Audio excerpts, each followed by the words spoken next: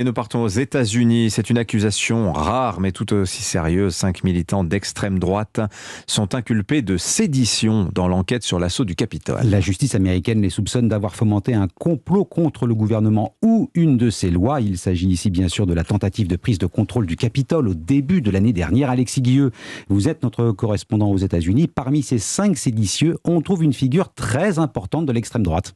Oui, un complot organisé et coordonné par leur leader Enrique Tarrio, absent de Washington le 6 janvier. Il supervisait ces hommes présents devant le Capitole depuis le Maryland voisin.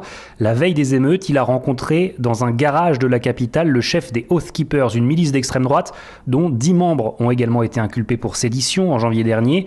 L'acte d'accusation met en fait en lumière les messages que se sont envoyés les membres des Proud Boys dans cette période entre la présidentielle de novembre 2020 et début 2021.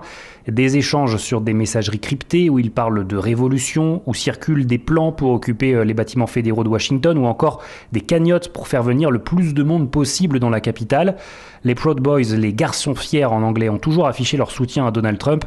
C'est un groupe d'extrême droite, masculiniste, raciste et homophobe. Prochaine étape, jeudi, la commission d'enquête parlementaire sur le 6 janvier présentera, elle, en public, ses premières conclusions sur le rôle qu'ont joué l'ancien président et ses proches dans cette tentative de faire annuler le résultat des élections. Et toujours aux États-Unis et en plein débat sur le port d'armes, on apprend qu'un enfant de 2 ans a tué accidentellement son père d'une balle dans le dos en Floride. L'arme se trouvait dans un sac posé à même le sol lorsque le garçonnet s'en est saisi avant de tirer sur la victime qui jouait à un jeu vidéo devant son ordinateur.